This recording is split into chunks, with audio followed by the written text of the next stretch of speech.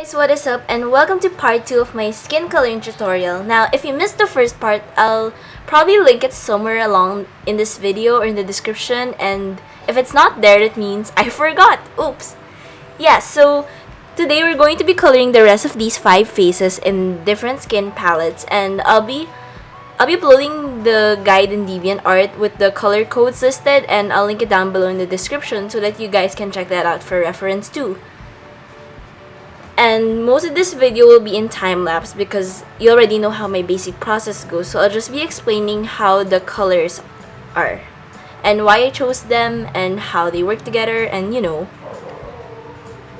And if you notice, the line art kind of changed a bit from the last video because a viewer commented in the video, in the first part, that the line art was kind of messy, and looking back, I had to agree it was kind of rushed because I was really busy that week.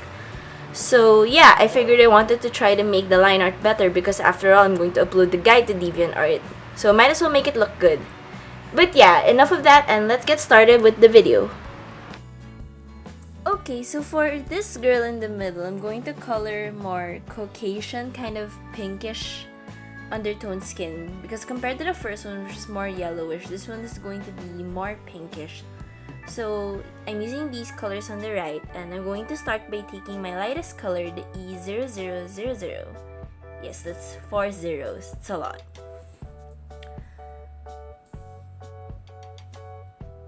I'm doing the same process as in my first tutorial, so you can go watch that to see me explain in detail how I do it.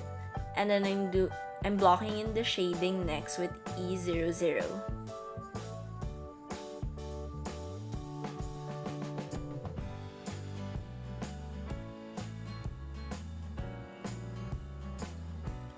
I'm going back with the E0000 just to blend out the shadows so that they don't look too harsh.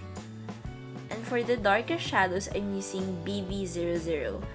And I prefer to use violets over browns when I'm shading Caucasian skin, because it kind of gives a more gentle look. Of course, it still depends on your lighting.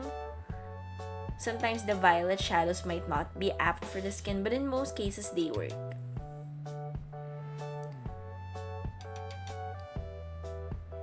And then I'm just adding some finishing touches with the R01 in the cheeks and the nose, because blood tends to collect in the cheeks and the nose area.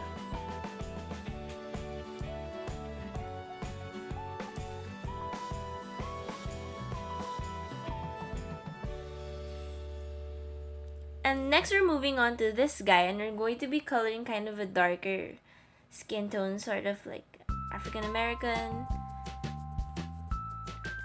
And darker skin tones are kind of more tricky to get, especially if you're not used to them, so it takes practice, and I myself am not used to it, so I kind of flubbed up on this try. And don't be discouraged if you don't get it right the first time. And in the past skin tones, I used the colorless blender to blend out the harsh edges, but in this one, I'm actually using E30 to blend out my base color, which is E34. And that's because if I use the colorless blender, the contrast will be too harsh. So if you're using this method, you just keep going back and forth with the E34 and the E30 to adjust how much contrast you want.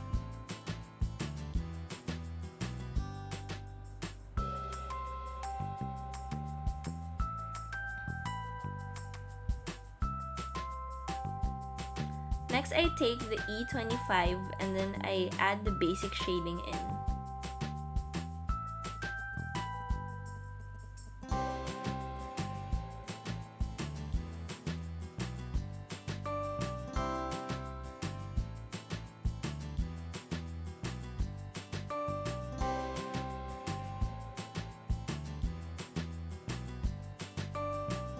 Yeah, and I think I went a bit overboard with the E25, so I'd recommend that you add a little less in the area below the cheeks, because the results can get a bit muddy. And then for the final shadows, I'm using E57.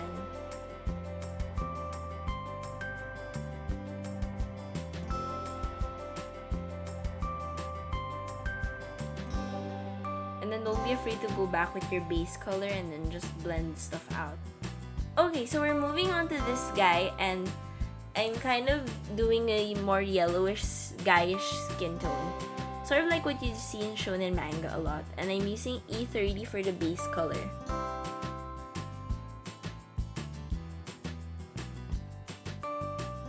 E30 is kind of more yellowish and darker compared to E50. And then I'm adding shadows in with E21. E21 is a very saturated skin color. It's definitely more saturated than E51. It gives this kind of vibrant look.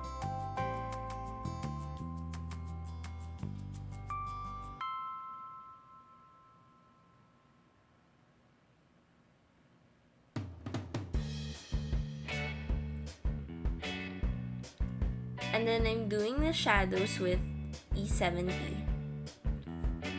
This is sort of similar to the colors that I used in the first tutorial, except I'm using kind of more vibrant colors. And I'm going to be adding the darker shadows with E71, just to add more contrast. It kind of gives a different mood than the first image that I colored with the E50's family.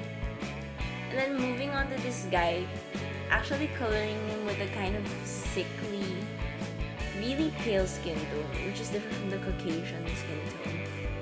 So I'm using E40 for the base.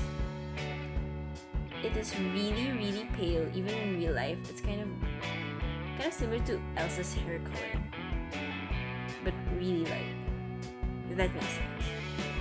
And then I'm using E40 to add the basic shadows.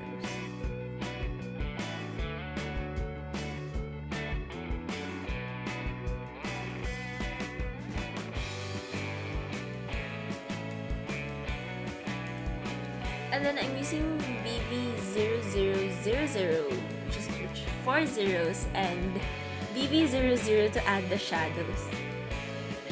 And I recommend adding the BB00 first and then blending it out with the BB quad zeros. Yeah, that's a lot of zeros. Because it gives a more gentle transition. Now, I think this skin color is a bit tricky to find uses for. It's kind of more sickly or worthy characters. And for the last one, I actually wanted to experiment using colors from the YR family in these skin tones. And I think this is a good technique if you're on a limited budget and you can't afford to get a lot of the E's. You could get some of the lighter oranges, and they're multi-purpose. You could use them for skin or for clothes or even other objects. And earlier, I went with my Y0000 and I added highlights. And I'm using the Y20 to add the basic shadows. This gives a more vibrant look than the E50s or the E30. It's more orangey. And then I use a BB00 to add the shadows. This is really economical because you could use the BB00 for other objects too, like flowers or clothes. So I recommend this method if you're kind of on a budget and you can't spend as much on more markers.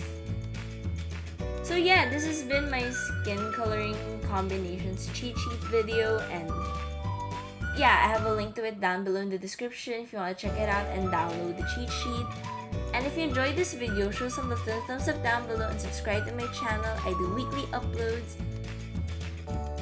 sometimes product reviews, sometimes speed paints, and I have my art book spotlight, and a lot more coming up. So yeah, if you're excited, definitely subscribe to my channel. So thanks for watching!